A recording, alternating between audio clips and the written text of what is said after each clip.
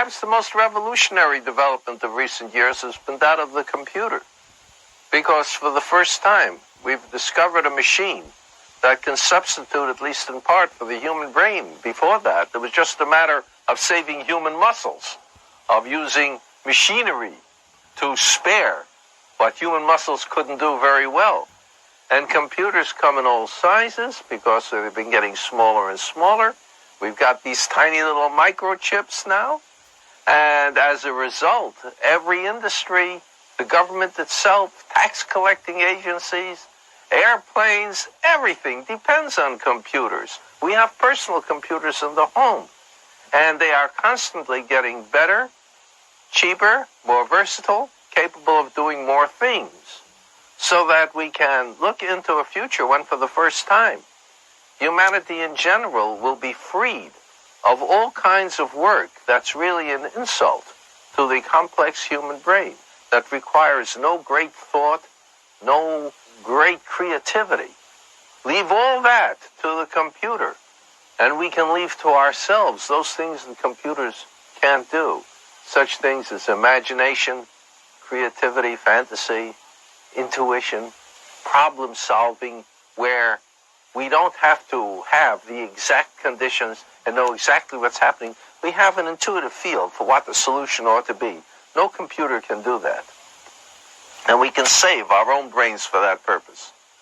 Artificial intelligence is a phrase that we use for any device that does things which in the past we have associated only with human intelligence. For instance, if you have a machine that can alphabetize cards very rapidly, until recently only human beings could alphabetize cards. In that case, you've got an example of artificial intelligence. But this does not necessarily mean that something that is artificially intelligent thinks, quote unquote, precisely as a human being does. It may be a completely different kind of intelligence. The machines may specialize in certain, quote, mental activities, while human beings specialize in others. We do a great many things we're not good at. For instance, we're not really good at arithmetic. We need help. We need numbers, we need pen and paper, we need devices. Well, the cheapest computer in the world can multiply and divide faster and more accurately than we can. That's its specialty. Our specialty is different things. So that you end up not having artificial intelligence and natural intelligence identical, but two different things, two different specializations. They work together. Each supplies the lack of the other. And in cooperation, they can advance far more rapidly than either could by itself. Furthermore, computers are not just immobile things, because you can hook computers up to machinery and have the machines that spare human muscles also act in such a way, in such a versatile way, that they seem to be thinking. You have artificial intelligence applied to machines, and we call them robots. In science fiction, you always think of robots as man-like metallic creatures. But actually, any machine that's computerized is a robot.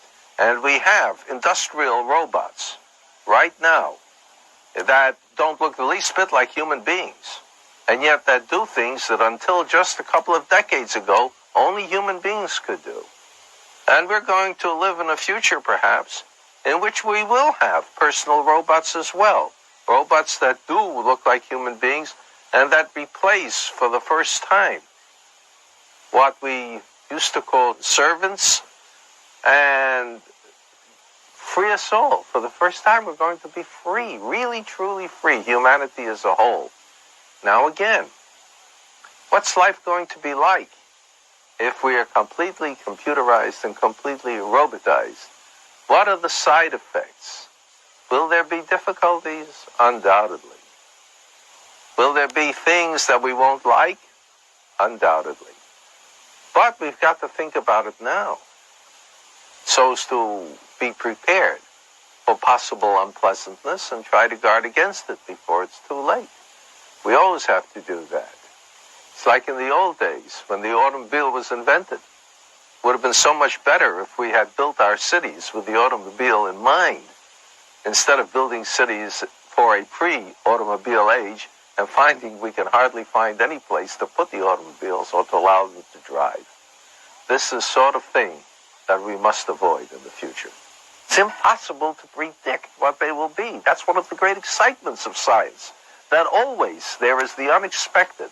Always there is something that no one thought of that completely revolutionizes our thoughts in this direction or that.